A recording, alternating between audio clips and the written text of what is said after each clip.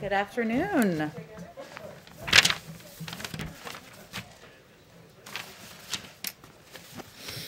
We have another special visitor and guest with us here today. The January jobs report, which we all saw came out this morning, is disappointing and underscores the need to act swiftly to deliver immediate relief to American families. The bottom line is our economy is digging out of a hole worse than the depths of the Great Recession moving at a crawling pace. Today we're joined by a member of the Council of Economic Advisors, Jared Bernstein, who will walk through the numbers reported today by the Department of Labor and how they serve to underline the urgency for the President's rescue plan. Go ahead, Jared.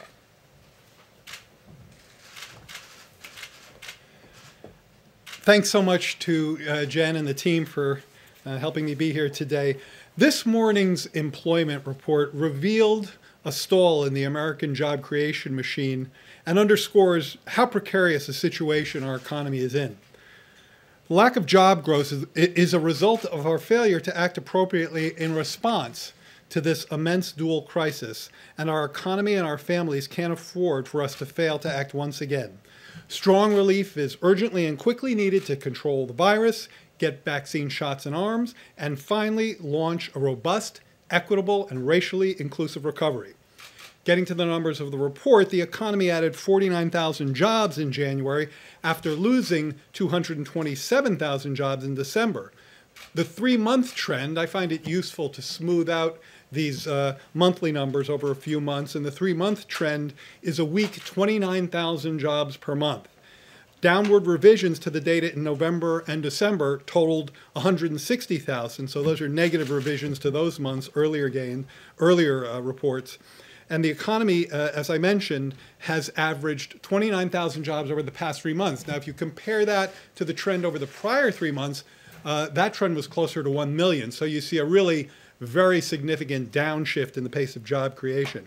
This pace is far below the rate necessary to pull us out of the pandemic jobs deficit. There are about 10 million fewer jobs now relative to February. The unemployment rate fell to 6.3%, which still remains almost 3 points above the rate in February 2020 of 3.5% before the pandemic. Over the same period, more than 4 million workers have dropped out of the labor force. If you drop out of the labor force, you're not counted in the unemployment rate. And those dropouts have been disproportionately women. It's clear that there's a need for urgent and sustained action for the duration of this crisis. In January, according to the Bureau of Labor Statistics today, just under 15 million people reported they were, quote, unable to work because their employer closed or lost business due to the pandemic. This number has been about the same since October, after falling in the wake of the implementation of the CARES Act from May to September. Long-term unemployment has risen. This is a great concern of the administration, reflecting the duration of the economic crisis and the fact that the virus was unconstrained during most of last year. Almost 40% of the unemployed in January had been so for half a year, 27 weeks or more. This 40%, that's an elevated rate, and it represents a shift from temporary layoffs to permanent unemployment. Workers of color have been more likely to lose their jobs than white workers. In January, the unemployment rate for black workers was 9.2% and was 8.6% for Hispanic workers, compared to 5.7% for whites and 6.6% for Asian workers. While the unemployment rate for men and women is relatively similar, women have left the labor force in numbers that are of great concern to us. The employment rate among what we call prime age workers, women 25 to 54, is down 4 percentage points, 2.6 million women since February. This larger decrease for women is unusual in recessions and likely reflects both the industries that this pandemic has hit, tourism, services, face-to-face industries, leisure and hospitality, restaurants, and increased care responsibilities that have been pulling women out of the labor force. Certain industries have been especially hard hit. As I mentioned, the unemployment rate for leisure and hospitality workers is around 16%. The elevation in long-term unemployment is especially salient since benefits for these workers will expire soon without further congressional action. Today's report is yet another reminder that our economy is still climbing out of a hole deeper than that of the Great Recession and needs additional relief to ensure that the pandemic can be brought under control, that families and businesses can stay solvent and make it to the other side of this crisis, and that workers can feed their families and keep a roof over their head. With that. All right. I'm going to be the moderator. Trevor. Thanks for that summary. So a couple of questions related to this. First, as far as the $1,400 checks, Jared, do you think that, is there any economic argument for why those shouldn't go to a broader group of people? Is there any argument for raising the threshold that you would need to qualify for that? And then I have a follow-up as well. I think the key argument there is that there are families throughout not just the lower part of the income scale, but in the middle part of the income scale that have been suffering and doing everything they can to get through this crisis. The president has been very clear on an important point here, which is that if you look at teachers, if you look at folks who are in blue-collar professions, if you look at retail workers, healthcare workers, if those folks are unemployed, they can get unemployment coverage, and that helps them. But many of those folks have kept their jobs. Many of them are essential workers, yet they've lost hours, they've lost wages, they're struggling to make ends meet. They face nutritional constraints. Often they face foreclosure or eviction moratoria, which, by the way, forbearance, when it comes to mortgage, does not mean forgiveness. So many of these families are accumulating significant debt that will come due.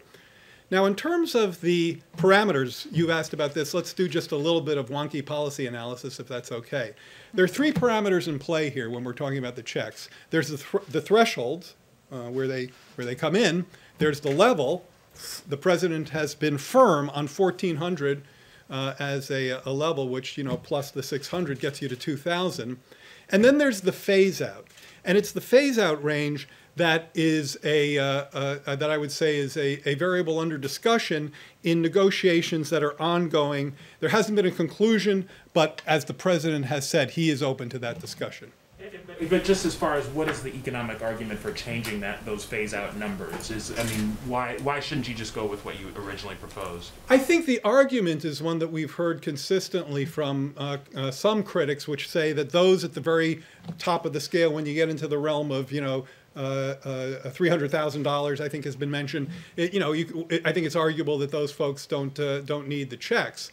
I think what's important to the president is that we don't lose sight of people in the middle of the income scale who continue to struggle with both the health and economic fallout from this crisis. And these checks target them effectively and efficiently. By the way, this is an important thing that comes from some work by the group ITEP, Institute for Taxation and Economic Policy. If you look at the distribution, who gets the checks, it actually, virtually none of it goes to the very top of the scale, and the vast majority goes to the middle and the bottom. Their percentage gains in income from the checks are, double digits compared to those at the top of the scale. So I think that we have to understand that targeting in this case means reaching families at the low end, at the middle end, families who have been hit and are struggling with this crisis. Okay, super quick follow-up. Could I just one more? Do you think that just beyond this bill, that there needs to be more reform around automatic stabilizers, unemployment insurance? Do you need to do more so that the next time we hit something like this, we have a solution?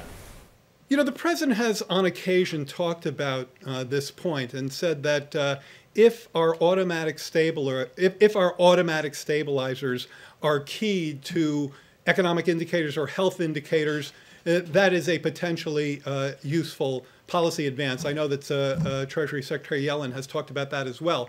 Right now, we're kind of past the stage of thinking about, right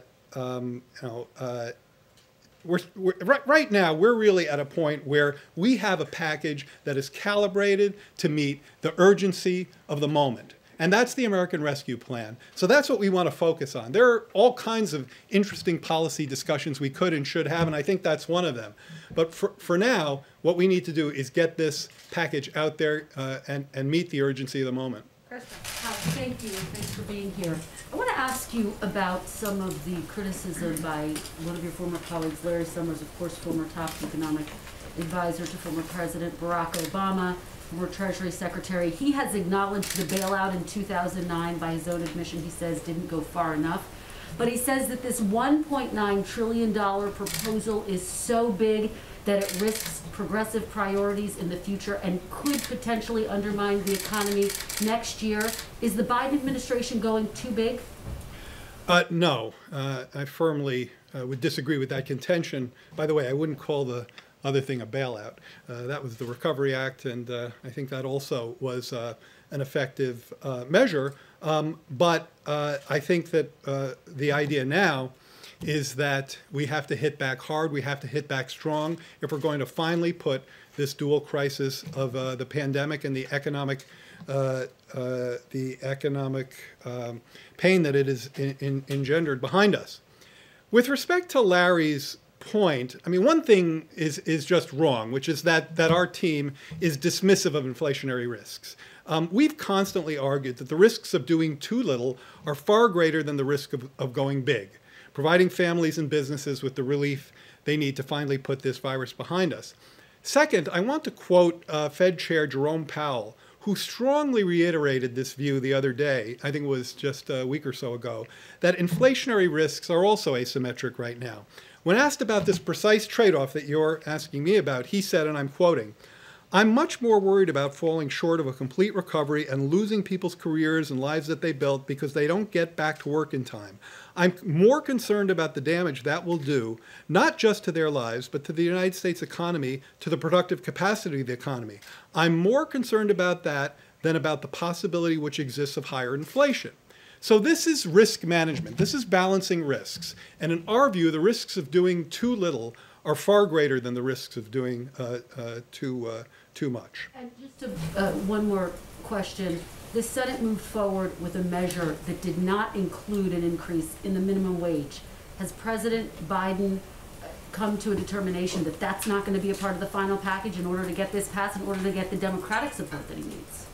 The president has consistently argued that a minimum wage, $15 an hour, is essential to make sure that people, many of whom, millions of whom are essential workers, are not toiling at a minimum wage of $7.25 per hour, which is the federal minimum wage.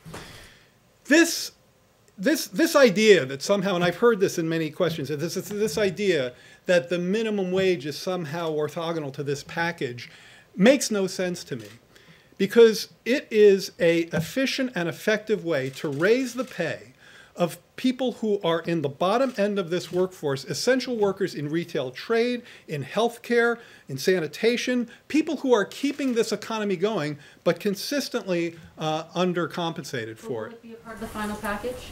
I'm not going to negotiate that from the podium, as they say. Wait, Very good. I have one other point I want to make, though. Getting back to the argument with Larry, this is key from my perspective as an economist who, throughout my career, has been motivated and concerned. I think the theme of my work has always been making sure that this economy, that our economy, the American economy, provides ample opportunities for people from all walks of life, from all parts of the income scale, men and women, persons of color, communities of color, have the opportunities they need to realize their potential. And right now, there is deep unused capacity in this economy, which is targeted by the American Rescue Plan. There are 10 million unemployed people. There are 2.5 fewer women in the labor force than last year. As I mentioned, Black and Hispanic unemployment rates are 9%. We've got a job market in stall. The risk is a deflationary risk, which motivates us to go home or to go big or to go home. And the costs of inaction, of not addressing these risks, are too steep and too costly to these vulnerable groups relative to the likelihood of overheating. That's the way I think about it. Thank you. Just one more follow-up from the other Kristen. Is the White House's economic team, is there anyone on the team that is concerned that the $1.9 trillion is too big, is too much, or is everybody in agreement? The White House economic team is in complete consensus on the urgency of the need for this American Rescue Plan, and in complete solidarity on the calibration of this plan, that it's of the magnitude to meet the challenges we face. Again, with respect to Larry and his piece, it's just flat out wrong that our team is, quote, dismissive of inflationary risks. Janet Yellen is our Treasury Secretary, okay? She knows a little something about inflationary risks and has tracked that kind of, has tracked that economic issue forever. I just quoted from you from Jerome Powell, whose job is to manage that risk against the risk of slack in the job market, against the risk of persistent unemployment, against the risk of people getting stuck in joblessness so they can't get back out and get back into the job market, against the risk of scarring in the economy, meaning not doing enough about current damages so that they become permanent damages and people can't get back into the labor market. And businesses that should and would be viable on the other side of this crisis fail because we haven't taken the steps to get them through to the other side of the crisis. So the team has all of our oars in the water pulling in exactly the same direction on that. Mary, we'll have to do the last question. One other question on Larry Summers' criticism, not to belabor this point, but he also raises some questions about your future agenda. He notes that you will have committed 15% of GDP with this bill with basically no increase in public investments. Is this a concern going forward? Where will you find the money to build back better as the president has promised? I think the way President Biden talks about this is not just resonant, but is also follows an economic logic that I think is very strong. Rescue, recovery. The rescue plan, the American Rescue Plan, gets this economy and the families and the businesses in it to the other side of this crisis by finally controlling the virus, producing, distributing the vaccine, and giving people the relief they need to get to the other side. But simply getting back to where we were is a bar that's far too low for the Biden-Harris administration. And that's where Building Back Better and the recovery plan comes in. These are structural changes, by the way, many of which, as the president has said, permanent programs should be paid for. So these are structural programs that, not in a cyclical sense, dealing with kind of getting to the other side of the crisis, but deal with the structural challenges we face in climate, in education, in care, in poverty, in racial discrimination. And I am, and infrastructure, I am wholly confident in this president and this administration's ability to go forth and make a strong case for rescue now, get the economy the other side of the crisis, pursue the recovery, the Building Back Better agenda. As I say, I'm confident about that. One point and then I'll stop. Infrastructure, I get asked about this a lot. And the implication kind of the question is that, well, infrastructure is a Democrat thing and you'll have a hard time with that. Let me tell you a little anecdote. I was testifying sometime a year or two ago in the House. And when I finished my testimony, a couple of Republicans, and I won't name them because this was a private moment, pulled me aside and said, hey, Democrat, come here. And they said, we want to do infrastructure, but we can't do it because our boss, President Trump, doesn't have a plan. The plan was really an asterisk. I guarantee you, there are politicians on both sides of the aisle who are champing at the bit to make investments in public goods in this country, to do an infrastructure bill that repairs not just maintenance, but gets into clean energy, into broadband, into the kinds of investments that you've heard the president talk about. So I am confident that we work on rescue now. We'll get to recovery next. Thank you. Thank you, Jared, so much. Thank you. Thank you. Well, people often ask me what my favorite part of this job is. It's I get to call up Jared Bernstein or Jake Sullivan and talk to them about questions and bring them in here as often as we can, and that's how it should work. I have a couple of items at the top just to go over and update you all on. First, let's see. At 3 p.m. this afternoon, Vice President Harris and Secretary of the Treasury Janet Yellen will hold a virtual roundtable with participants from local Black chambers of commerce from across the country to discuss the importance of passing the American Rescue Plan. Local chamber representatives will share on-the-ground experiences during this crisis, ask the Vice President and Secretary questions, and discuss how small businesses in their community are faring right now and what they need. A brief note on the tragic deaths of 2 FBI special agents earlier this week. Acting Attorney General Monty Wilkinson will lead the delegation to both Special Agent Laura Schwarzenberger's memorial service on Saturday and Special Agent Daniel Alphen's memorial service on Sunday. At the request of the President, Homeland Security Advisor Dr. Liz Sherwood Randall will accompany the Acting Attorney General to Sunrise, Florida this weekend to attend both services. Last item, tomorrow the White House, and I have a week ahead. Tomorrow, the White House will launch a new effort for the president to regularly communicate directly with the American people. This was a question one of your colleagues asked earlier this week. There is a time-honored tradition in the country of hearing from the president in this way, from FDR's fireside chats to Ronald Reagan establishing the weekly presidential radio address. President Biden will continue that tradition, and we expect it to take on a variety of forms. The inaugural edition will be a conversation between the president and Michelle, who lives in Roseville, California, and lost her job at a startup clothing company because of the pandemic. Look for that tomorrow on the White House digital channels.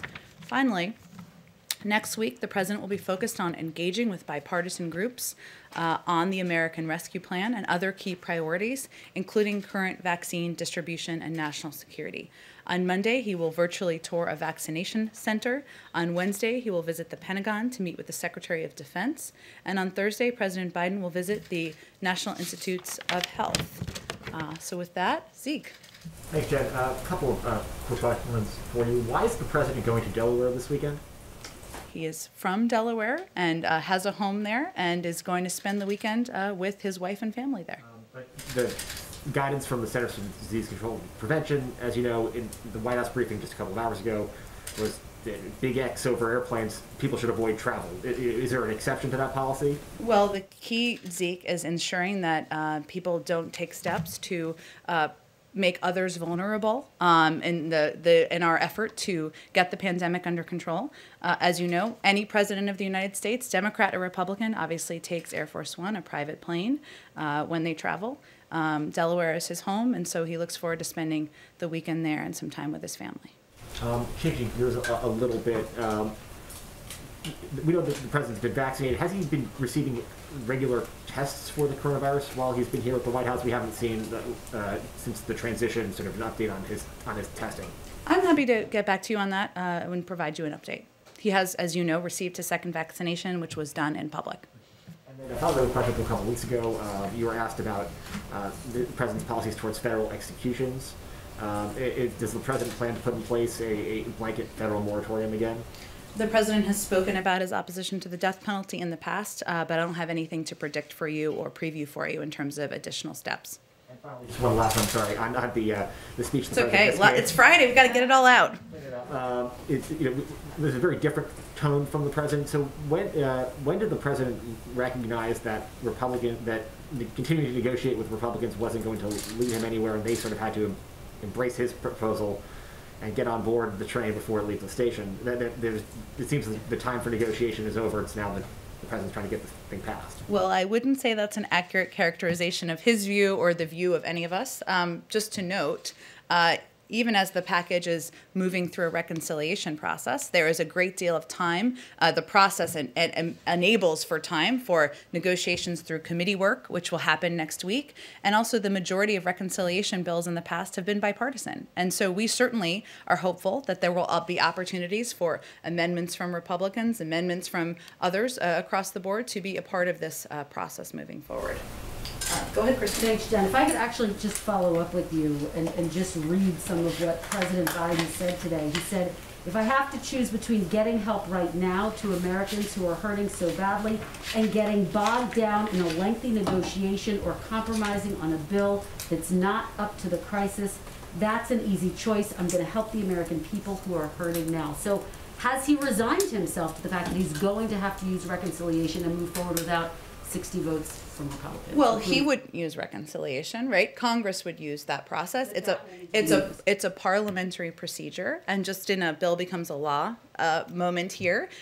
If there is an opportunity to move forward with a bipartisan package at any moment, that can happen. But again, I believe it's 18 of 24, and I can double check this, of reconciliation bills in the past have been bipartisan. And a bipartisan bill has 52 votes, 54 votes, 56 votes. But his point, on the last point, and then we'll go go to your next question, is that we are not going to sit here and wait for an ongoing negotiation where, frankly, we haven't received an offer in return, right? A response offer to what the president has proposed, because the American people need the relief now. Understood, but it seems as though he has resigned himself to the fact that there will not be 60 votes in the Senate for whatever passes. Well, I think the president listens to the American people, who are frankly not too worried about what parliamentary procedure gets them relief, gets shots in people's arms, and reopens schools. And he is certainly hopeful that there is opportunity for this bill, whatever form it takes, to have bipartisan support. And there's an opportunity to do that. History shows that's precedent.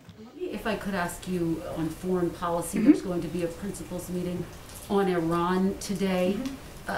President Biden so far has not accepted or has not moved forward with negotiations over a new Iran nuclear deal. When is the time frame for that to happen? And does he think he'll be able to get Democrats on board with this, Jen? They were quite critical in 2015. Well, first, and you asked this question first and smartly. So on this meeting today, and I know that the interagency process is a little foreign in this building and in the government because of the last 4 years. So this is a principals committee meeting. We're not going to confirm every one of these, but for the sake of educating everyone, not in this room, but people who are watching, it's the focus is broadly on the Middle East. I'm sure Iran will be a part of the discussion, as it's an important issue, an important priority for the president and for many of our partners and allies around the world. But this is not a decisional meeting. It's not a meeting where policy will be concluded, and it's not a meeting the President of the United States will be attending. So this is a normal part of the interagency policy process, just as there are meetings about immigration, criminal justice, the economy every single day across government. But on the topic of Iran, understood, given that you say Iran will be raised in this meeting, is there a timeline for when President Biden would like to try to come back to the table and get a deal on the Iran nuclear deal? Well, that's really up to Iran. If Iran comes back into full compliance with the obligations under the JCPOA, the Iran nuclear deal, just for people who don't like acronyms, I personally hate them, but the United States would do the same and then use that as a platform to build a longer and stronger agreement that also addresses other areas of concern. But that will be done in partnership with our P5+1 partners and also through consultation with Congress. And I know I keep saying this, but we are still only 2.5 weeks into the administration. So this is part of how the interagency process should work, where senior members of the national security team are meeting and engaging about a range of issues in the Middle East, but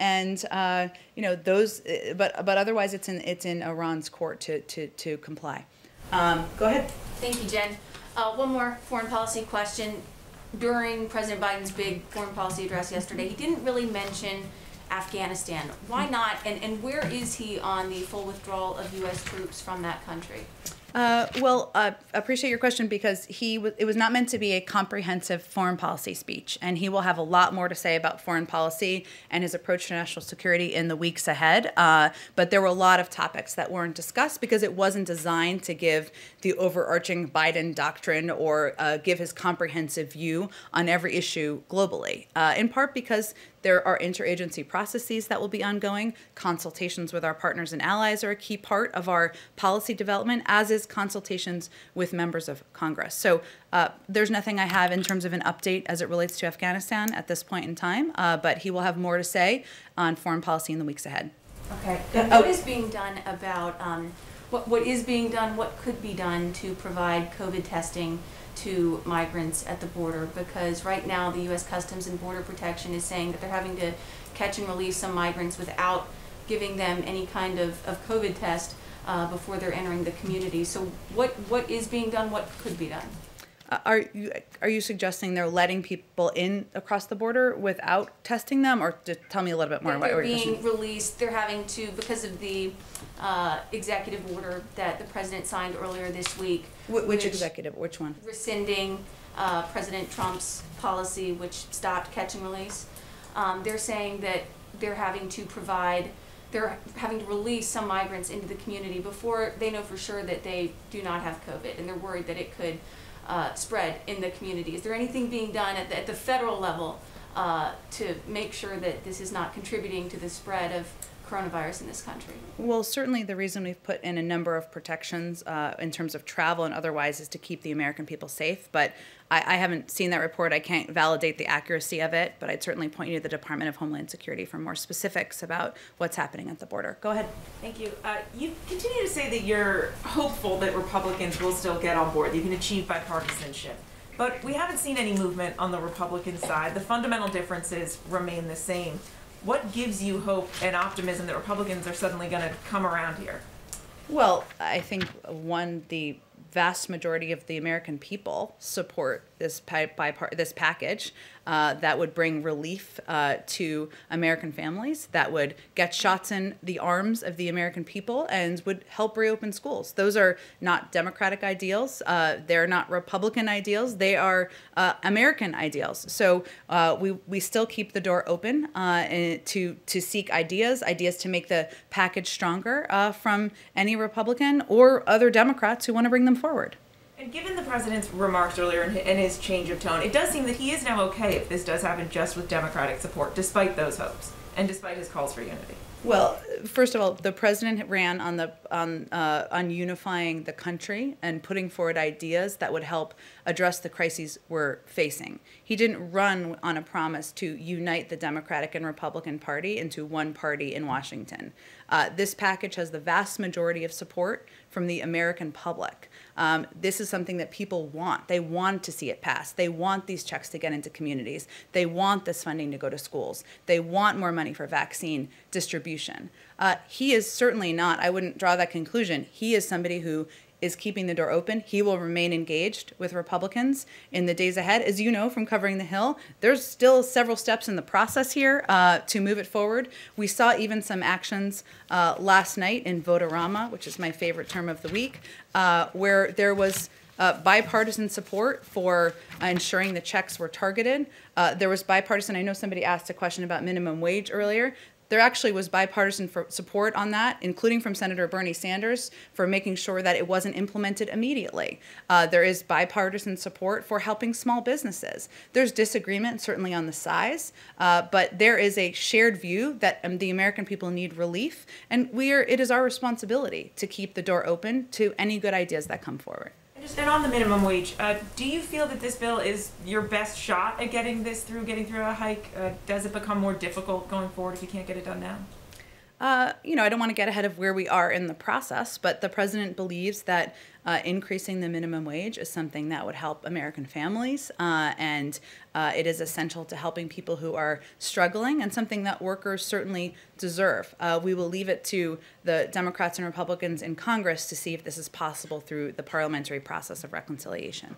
Go ahead, Karen. Jen, to follow up on that and the quote that Kristen read, but I also want to come back to a vaccine question. Sure. The president said, it's an easy choice between getting help to Americans who are hurting or getting bogged down in negotiations. What's his definition of bogged down? What's a timeline looking like? Like, for him, who's been involved in negotiations for many years, what does bogged down mean? It means bogged down. It means I'm not going to set a timeline. I understand the desire and interest in that, but urgency means he is pleased to see that members of Congress, that Leader Schumer and that Speaker Pelosi are moving this forward rapidly.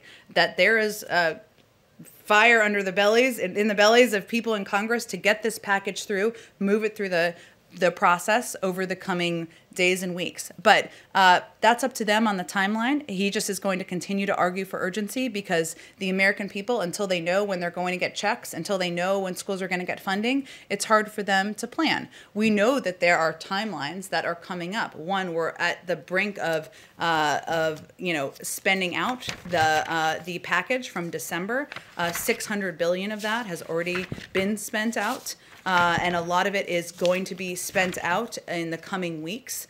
There is going to be a need for additional relief in all of these categories, so hence the urgency. But I don't have an exact deadline or due date other than let's keep moving. On vaccines. Sure. We're hearing so much in our reporting about frustration across the country with people who are trying to navigate the system. They're signing up on multiple websites through multiple means to hope to win a lottery and get a vaccine appointment. What is the federal government doing right now to address this challenge for so many Americans? And why can't there be a better system so it's easier to just sign up and wait for your turn? We agree with you completely. That it is completely confusing, has been around the country in states and localities. The American people who are just trying to do their job, take care of their kids, homeschool, balance everything everybody's balancing right now, just want to be able to go on a website and sign up for their vaccine. Now, one of the steps we've taken, we announced earlier this week, is of course working with pharmacies to distribute about 1 million doses in order for Americans to be able to do that in certain communities.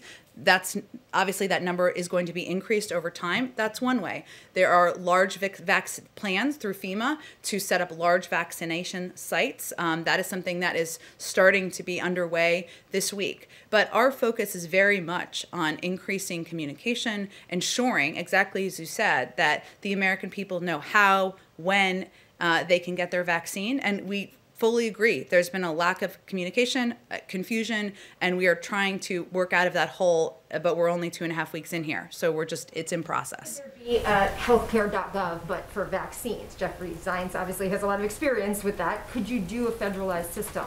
As does Andy Slavitt, some people back from the healthcare.gov days.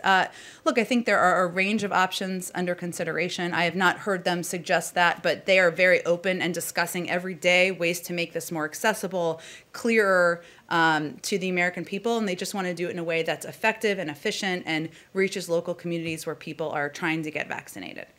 Go ahead. Yeah, I know you just said you wanted to refrain from giving a timeline on the COVID relief bill and its passage. But outside an hour ago, Speaker Pelosi said absolutely when asked if the COVID stimulus would pass by March 15th. Is that, do you also share that confidence that it would pass by mid-March when those unemployment benefits run up? Never doubt Speaker Pelosi in anything she says. That's kind of a lesson I've learned in Washington. She is a powerful and fierce force up there. We're not going to set a timeline from here. It is a bill that would be passed by Congress, of course. Speaker Pelosi is, the Speaker of the House. So certainly we would defer to her, and the President looks forward to signing the bill when it comes to his desk. Do you feel an urgency to get it passed by that date, though?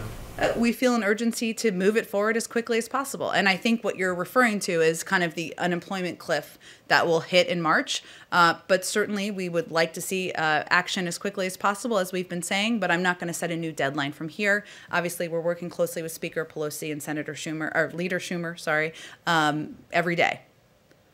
Go ahead on the way back. Thank you very much, Jen. Happy Friday. Happy Friday. Two Asia questions, if I may. Sure. On engaging with China, yesterday President Biden said he will work with allies and partners. However, also on yesterday, French President Macron said, quote, "A situation to join all together against China. This is a scenario of the highest possible conflictuality. This one, for me, is counterproductive," end quote. So what exactly does President Biden expect from the U.S. allies? From our U.S. allies? Well, we're going to work in close consultation, of course, in partnership with our U.S. allies on a range of issues. We talked about Iran a little bit earlier in the briefing. Of course, strategic competition with China is part of that. But I can only really speak for what our policy is here from this White House and the United States. This administration sees the United States as engaged in strategic competition with China, and technology is a central domain of that competition. We should have no illusions about China's objectives, which are to undercut America's long-standing technological advantage and to displace America as the global leader in cutting-edge research and development and the technologies and industries of the future. The national security and economic consequences of allowing that to happen are simply unacceptable. That's certainly what the president conveys in his conversations with our partners and allies. But this is a major reason why the president is committed to making major investments in science and technology research and development, as well as supply chain security. And we will leverage the full breadth of authorities available to us to protect U.S. national and economic security interests. That's our position here, and obviously he will communicate that to allies and partners as he's having engagements with them. Did you have a second question? Actually, Asian American women actually have the highest jobless rates for the past 6 months. And the report indicates that's because of racism during the pandemic against them.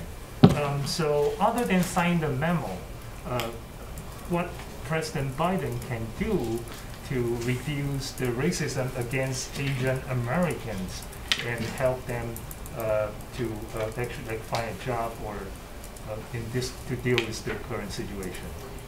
Well, certainly one of the things that he can do is speak out against racism of any form, but also how it impacts a range of communities. Asian Americans, of course, communities of color. And one of the factors we've seen in data about COVID, of course, is that the pandemic has had an undue impact on many communities, including many communities of color. I don't have the exact data on Asian American communities specifically, though I'm happy to check on that. But his focus is on getting the pandemic under control in order to help provide a bridge to economic relief and recovery, and that's one of the ways he can help address that. Go ahead. Thank you, Jen. I have two rather quick questions, then a little bit more meaty one, if that's okay. I like the setup so I can know what to prepare for. Go ahead. Okay, so the first quick one. I'll frame it as a yes, no, or maybe, perhaps. I never like those questions, but go ahead. Will President Biden use the power of the bully pulpit to help cajole teachers who are unwilling to go back to schools to go back? Well, one, I'm just going to reject the premise of the question. I will say I have teachers in my family, as I'm sure many of you do. They are the first people to tell you that teaching in the classroom and being able to engage with kids in the classroom, or middle schoolers or high schoolers in the classroom, it makes their job more enjoyable, makes them more effective at what they do. The president is absolutely committed to reopening schools. He wants them not just to reopen, but to stay open. And he wants to do that in a safe way. And we're going to rely on CDC guidance, which again is not officially out yet, to determine the best way to do it. But there are several mitigating factors that we've seen in data to date that will help make it safe. Of course, vaccines are part of that, but so is masking, so is social distancing, so is ensuring that schools have the ventilation and the facilities that they need in order to do it safely. That's our focus. So the president's focus is on, and that's one of the reasons why he's out advocating for the American Rescue Plan. Part of that is funding so that schools can do exactly that. That sounded like a yes with an asterisk. Safely. If you are the spokesperson for the White House, you could certainly say that, but you are not. But you can ask me another question. My second quick question is last year, OMB and the Justice Department made it so that 3 cities, New York, Seattle, and Portland, could be disfavored for federal grants. They were deemed, quote, anarchist jurisdictions for allegedly tolerating rising crime or violent protest. Has the Biden White House decided to reverse those policies disfavoring grants to those 3 cities? This is an OMB action from the Trump administration you're asking about? The Justice Department, yes. Okay. We are a new administration. We, of course, are reviewing a range of policies and charting our own path, but I don't think I'm going to have any comment on policies from a year ago from the prior administration. The third more meaty question, if I could just follow up on a quote from the president in December. He said, quote, my son, my family will not be involved in any business, any enterprise that is in conflict with or appears to be in conflict with where there's appropriate distance from the presidency and government. Just recently, there were reports that the president's son still owns a 10% stake in a Chinese investment firm formed with state-owned entities. Do you have an update on the divestment from that investment? He has been working to unwind his investment, but I would certainly point you, he's a private citizen, I would point you to him or his lawyers on the outside on any update. Go ahead. Thanks. I have 2 questions. Jared Bernstein was talking about the threshold of the stimulus checks and when they should phase out, and he said people who make over $300,000 or families should not get those checks. We've seen Susan Collins and some other Republicans talk about having the checks phase out to $50,000. What is the White House's position today on when those checks should start to phase out and who should not be eligible for them? There's an ongoing discussion about it, and it is an active discussion. The decision a final conclusion has not been made. As Jared was saying, those conversations are happening with Democrats and Republicans. And as I said kind of the other day, but it still is the status today, the president is firm on the necessity that people receive who are eligible $1,400 checks. He's not movable on that becoming smaller. But there is a discussion, as Jared said, about the phase out and what that looks like. Now, that doesn't mean that somebody making that it's a dead cutoff. It means that it will be phased out to slightly less than that amount at whatever the cutoff is. But those are ongoing discussions, and a final decision hasn't been made. Secondly, there has been a lot of discussion today. President Biden talked about the 2009 stimulus package and lessons that he and other people learned from it. What are some other points of economic crisis that the Obama administration dealt with that President Biden has drawn lessons from? Is it from the auto bailout? There was so much that people were dealing with at that time. What other economic crises did he draw lessons from, and what are those, and how is he applying those to the situation today? Well, it's a very interesting question. I have not had this in-depth discussion with him about the impacts of the Obama administration policies on his thinking. I can say broadly speaking, because there are people who, of course, a number of us who had served in the prior administration. Of course, there are lessons about ensuring we act swiftly when the American people need relief, looking for bipartisan support, which is something certainly the former administration also did. There's also lessons we've learned about how we sell the packages that we're putting out there to the public. And that's one of the reasons why we bring in some of our economic officials or policy experts so that they can help lay out for all of you and hopefully for the public the thinking behind how packages are designed. And also that we need to continue to think about how we break down these packages for the public to ensure we're explaining why we're doing what we're doing. It's not just a $1.9 trillion package, right? It is a package that has funding to reopen schools. It is a package that it has funding to help ensure cops and firefighters can stay in their jobs. It's a package that will get vaccines in the arms of Americans, and it's a package that will ensure that the 1 in 7 Americans who don't have enough are concerned about putting food on the table are able to do that. So those are some of the lessons, but I don't have anything more about what he's specifically drawn from it. It seems like part of that lesson is to not wait for Republicans forever. It seems like you want to move quickly. The president wants to move quickly, as he talked about back on the campaign trail, too, because the American people need relief now, and then we don't have the luxury of waiting months to deliver that relief to them. So that is about reacting and responding to the needs of the American public at this moment in time and the crises we're facing. Go ahead, Kristen. Jen, thanks. I'd like to follow up on the issue of school reopenings. Dr. Walensky had said at a previous briefing there is increasing data to suggest that schools can safely reopen and that they can safely reopen without teachers getting vaccinated. You then said the official CDC guidance is not out yet. But there is some urgency to this because schools are making their decisions right now about how and when to reopen. So does the Biden administration have an assessment today about whether schools can reopen with or without teachers getting vaccinated? Well, first, the guidance will come officially from the CDC, as Dr. Walensky, who leads the CDC, would certainly convey to you. And what we're all conveying, and what I just did a few minutes ago, is convey that there's a lot of data that shows that it is, of course, we're looking at vaccines. That's an important part of keeping teachers and the American public safe. But we also need to look at other mitigation steps, I should say, including masking, social distancing, proper ventilation in schools. And the urgency should prompt Democrats and Republicans, many Democrats are, to come together to support the American Rescue Plan so we can get schools the funding they need. Schools are planning, but many of them don't have the funding they need to take the steps necessary to reopen. Do you know when the CDC specifically is going to put out that guidance? I would certainly point you to the CDC for more specifics on that. Go ahead, Anita. Thank you. Do you have a sense at this point of when the cabinet nominations will go through? Obviously, we're right up against the impeachment trial. This is what you all didn't want to happen, which is this delay. We don't know how long the trial will last. I'm specifically curious about the Attorney General. I know you're eager to get him in. So any sense of that? And I assume that the President has spoken to Senate leaders about that. Is there anything that can be done? Well, we are certainly hopeful that more of our cabinet nominees can move forward. We have seen a number of them move forward in the last couple of weeks, many with bipartisan support, with bipartisan votes. But you're right that getting the Attorney General through, Merrick Garland, is vital not only to the President, but should be vital to Democrats and Republicans in Congress in order to have a leader at the head of the department who can oversee an independent Justice Department and ongoing effort and review any ongoing efforts or investigations that are happening there.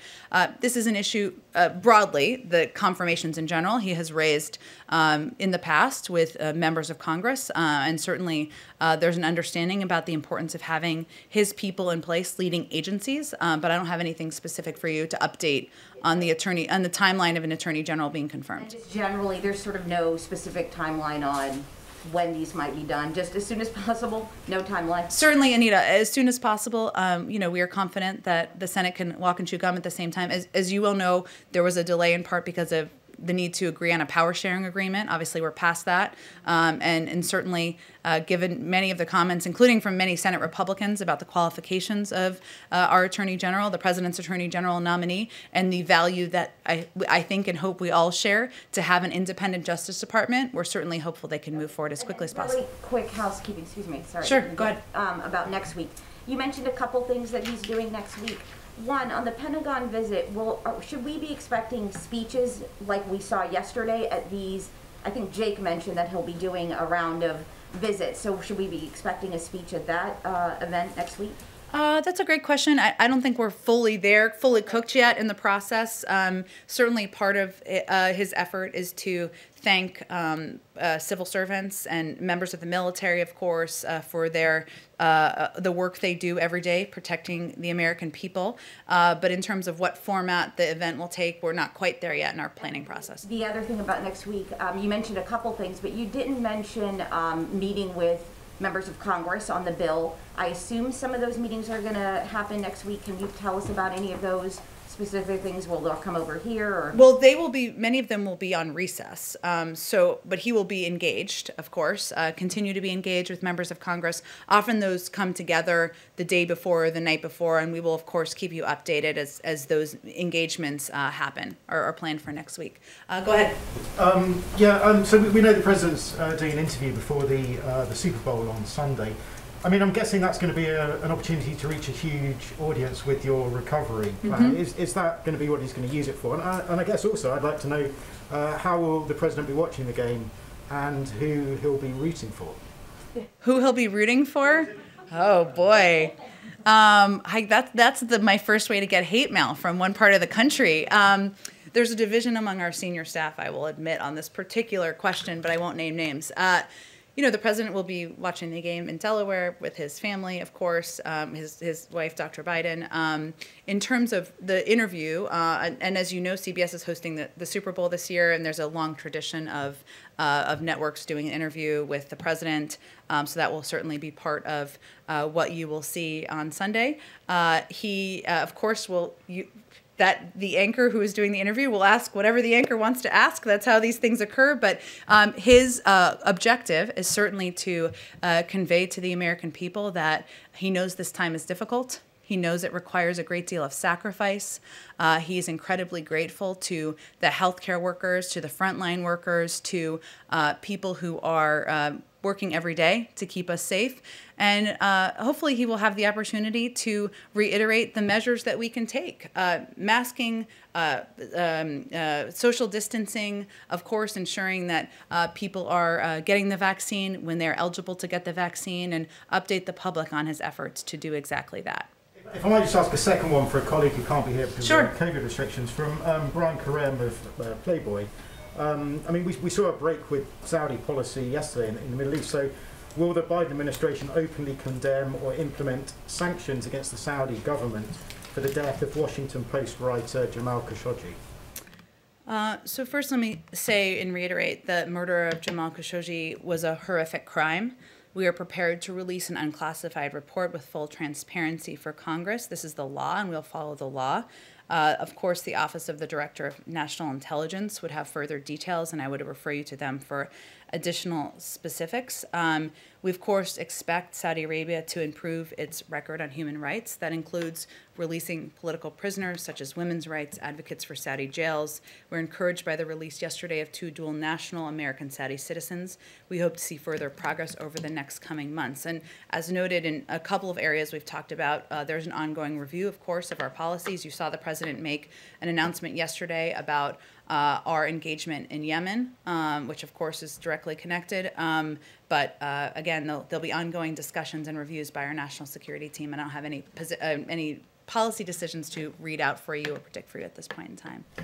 Go ahead in the back. Thanks, Jen. And I have two questions as well. Sure. In keeping with the economic theme of the day, my first question. Given the most recent job numbers and the continued unemployment and what you had to say today about particularly how minority communities have been affected, is this the right time to increase the number of refugees coming into the country and to also ease immigration and border restrictions? Well, the president fundamentally believes that having a humane and moral immigration system in place strengthens our country, strengthens our economy, and many business leaders across the country have said exactly the same thing. The most powerful step that can be taken now is to pass the American Rescue Plan, because that is a step that economists across the board have said would help expedite economic recovery, help expedite getting people back to work. And without it, we will be years behind, according to a lot of economic data, where we need to be. And then from the public health aspect of it, considering the coronavirus numbers are still where they are, the president has enacted more restrictions on travel restrictions, including South Africa. How does that play into it with his immigration and refugee policy? Sorry, I'm not sure I'm understanding your question. Well, I mean, considering the coronavirus numbers where they are and that we're doing more restrictions on travel, does that not also then affect refugee policy and immigration, bringing more people into the country, sort of following up on Kristen's? Well, the refugee policy is increasing the cap. It doesn't change what our travel restrictions or our travel policies are. And of course, those are put in place to keep the American people safe. But those are not meant to do anything other than take necessary steps at this moment in time based on the advice of health and medical experts on where we need to restrict travel from. Obviously, when it's safe to undo those restrictions, our health and medical team will advise us on exactly that. And then my second question, this is going to the Pentagon. This week, the Secretary of Defense announced a stand down for the military to discuss extremism and extremist ideology. Why would the military need to stand down from enemies foreign and abroad to have these discussions? Well, my bet is that Secretary Austin and my friend John Kirby would disagree with your assessment there, but the president has tasked an overview and a review of domestic violent extremism in the country. That's coming directly from him, happening in the White House. I know that my friend John Kirby has a briefing later this afternoon, and I'd certainly encourage people to ask them more about those plans. Just to further on that, Jake Sullivan mentioned the focus on domestic terrorism yesterday from this administration. I think a lot of people want to know, how does this administration define the term domestic terrorist? In what way? Well, does that include Antifa specifically? How do you set those parameters for domestic terrorists, especially as we see, a lot of focus on the January 6th, maybe not as much focus on some of the extremism and violence in the Northwest? Well, I've answered a version of this question a couple times before, but I know everybody's not in the briefing room every day. The reason we have the review, which is not a political review, but is a review done by our national security team, something tasked, again, to take a review of domestic violent extremism, will cover incidents across the board. When they have concluded that review, I'm sure they'll have more to say on it. Okay, go ahead, Trevor. I think I've been skipping you unintentionally. I'm sorry. Just one quick foreign policy question. Just talking about Iran and China and the need to have allies that are willing to go into those kind of thorny issues with you. There's been some reporting that the EU commissioner is going to have a phone call with President Biden and propose a 6-month truce on trade tariffs. And I'm just wondering if he's open to that and whether that would give you a united front going into some of these issues. I know there's a lot of interest in trade tariffs, and that's also under a review now. I don't have anything to preview for you. I can follow up with our team on plans for a call with the EU Commissioner, and if that's being planned, we will, of course, provide you with a readout. Go ahead. Yeah, following up on the several questions about school reopenings, does the White House believe, schools are contemplating this right now, whether to go back and reopen their schools. Does the White House believe that they should hold off on reopening until the CDC guidelines are out and until the American Rescue Plan is passed? Well, I think some schools are looking for that guidance and also looking for funding. Obviously, different jurisdictions make decisions, but we are hopeful that when the CDC guidelines are out, that will provide some advice, or from a medical, more than that, specific guidance from our health and medical team, the expertise of Dr. Walensky and her team on exactly what mitigation steps can and should be taken to reopen schools safely. But for schools in the moment right now, weighing whether they should reopen, you don't have a recommendation one way or the other, just to wait for the guidelines, or just trying to clarify? We'll have the, I'm not going to get ahead of what the guidelines are. I think there are different jurisdictions that make different decisions. A lot of school districts are certainly waiting for those guidelines, but also waiting for additional funding so that they can reopen schools safely, make sure teachers are safe, students are safe, and families can feel confident in their kids being at school. Go ahead. Thank you. Following up on one of the questions from earlier, and then I have a foreign policy question too, but is there any update on the state of a large-scale public sort of PR media campaign supporting the vaccination effort, or is it difficult to do that without knowing whether or not the inventory is sufficient enough to actually tell people to go to CVS or Walgreens or wherever they may be supposed to go? Well, certainly part of our commitment is to launch a massive public affairs campaign, which is something we've talked about a little bit in here. It takes a little bit of time to get all your ducks in a row to get that going. But part of what we're also trying to do is utilize our experts to be out there publicly, do these briefings 3 times a week to, as Karen was asking about earlier, provide more accurate and clear information to governors so that they can also communicate with communities, empower local medical experts and doctors so that they can communicate more clearly with their communities, which are some of the most trusted sources. We've had a lot of officials out on local television, doing local television interviews. So even as we're preparing for more of a widespread, or broad scale, I should say, public campaign, we've also had a number of members of our team doing everything we can to communicate effectively and efficiently on this particular issue. And the foreign policy question, sometime overnight during the vote-a-rama in the Senate, there was a... You just wanted to use that word, I know it. There was a 97-3 vote in favor of supporting the location of the U.S. Embassy in Jerusalem. Is there a position in terms of the Biden administration as to whether or not the Trump administration's actually implementation of the Jerusalem Embassy Act should be maintained, or whether it might move back to Tel Aviv?